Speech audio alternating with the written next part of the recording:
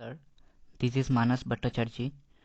The topic which I am going to present is Internet protocols. The later part, that is networking protocols, will be discussed by Mantasha. Now, what is a protocol? Protocol is a defined set of rules and regulations that determines how data is transmitted in telecommunications and computer networking. This is a controlled sequence of message that is exchanged between two or more systems to accomplish a given task.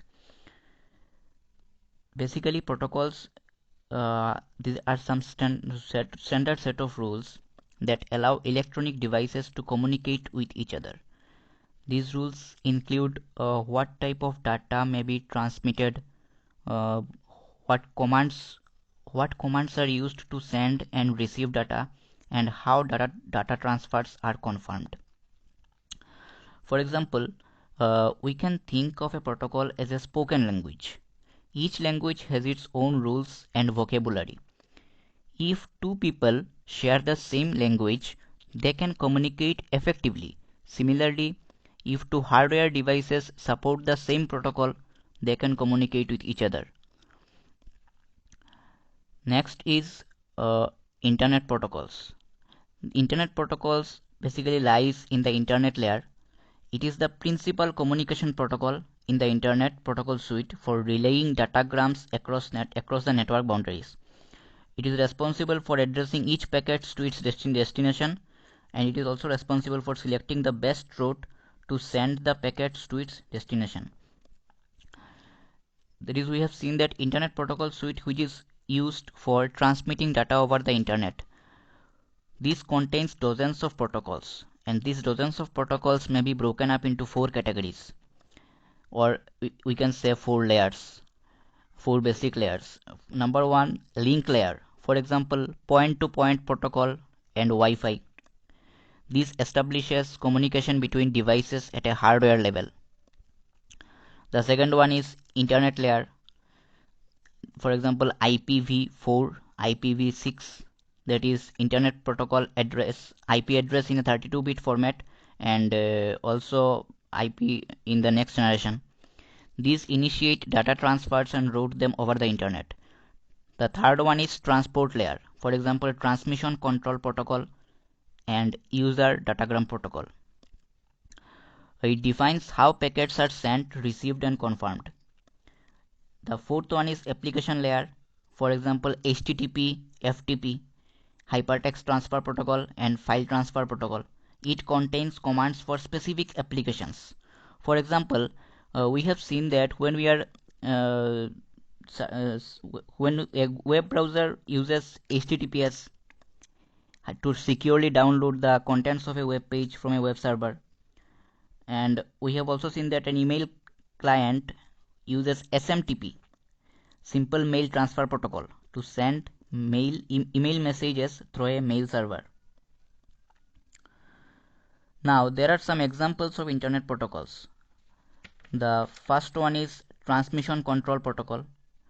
Transmission Control Protocol basically lies in transport layer. It also converts data, images, into small packets to transport them through the network. The second one is HTTP. It governs how files are exchanged in World Wide Web. HTTP lies in the application layer. It also named as stateless protocol. That means the packets which being sent have been received. HTTP functions as request response protocol in client server computing model. In the adjacent figure, we have seen that when client send the request to server, the server responded immediately. The third one is FTP, File Transfer Protocol. It also acts as request response protocol, but it is differs in the form of it differs from HTTP on the basis of responses. In the adjacent figure, we have seen that when the client sent request to server, the server responded immediately, but the actual file is not in the form of hypertext. The fourth one is Telnet. It is developed in 1969. It is an application protocol.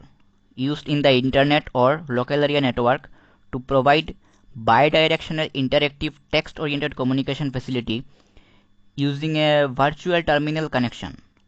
User data is interspersed in band with telnet control information in an 8-bit byte oriented data connection over the transmission control protocol. Moreover, there are some advantages and disadvantages of internet protocol I would like to add.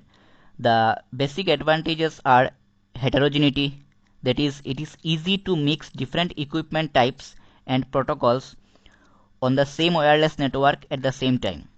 And the second one is compatibility. The enterprise can get access to field data easily because it is part of company local area network or wide area network.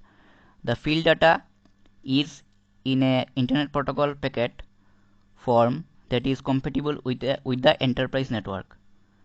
There are some disadvantages. The number one is internet protocol is less well known by field personnel than the serial interface. Then it is more complex to set up and configure.